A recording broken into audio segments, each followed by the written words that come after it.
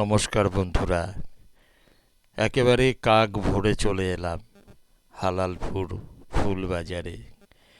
এই ফুল বাজারটি মূলত হালালপুরে হলেও এটি কিন্তু কালীনারায়ণপুর জংশন স্টেশনের একেবারে পাশে চূর্ণী নদী পার হয়ে প্রবেশ করতে হয় এই ফুল বাজারে। বিভিন্ন এলাকা থেকে ক্রেতারা আসেন এই ফুল ক্রয় করার জন্য।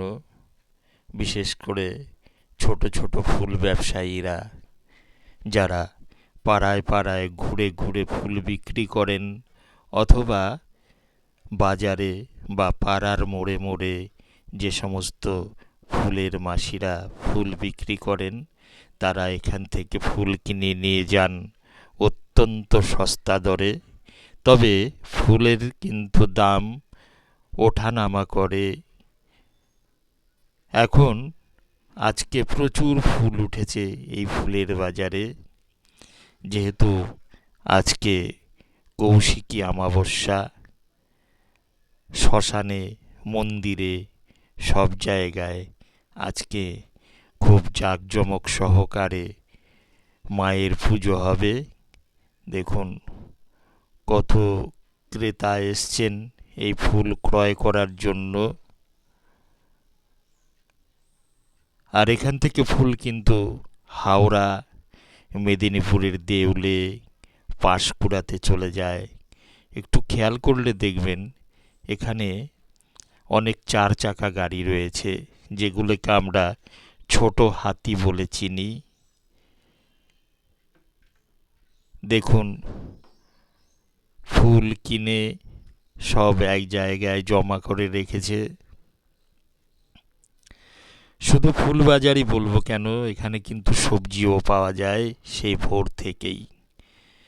বিক্রেতারা যারা ফুল বিক্রি করেন, তারা ফুল বিক্রি করে এখান থেকে সবজি এবং মাছ কিনে নিয়ে যান। আর আমার চ্যানেলটি যদি আপনাদের ভালো লাগে, আমার চ্যানেলটিকে সাবস্ক্রাইব করবেন। এই রকম নতুন নতুন ভিডিও আপনারা দেখতে পাবেন আমার এই চ্যানেলের মাধ্যমে। যারা এই ফুল বাজারে আসতে চান, তারা শিয়ালদা থেকে কৃষ্ণনগর, লালগোলা অথবা শান্তিপুর লোকালে চেপে রানাঘাটের ঠিক পরের স্টেশন কালীনারায়ণপুর, এই কালীনারায়ণপুর স্টেশনে নেমে চূর্ণী নদী পার হলেই দেখতে পাবেন এই ফুল বাজার। আপনারা কিন্তু বিভিন্ন অনুষ্ঠানের ফুল এখান থেকে কিনে নিয়ে যেতে পারেন, তাতে আপনাদের অনেক সাশ্রয় হবে।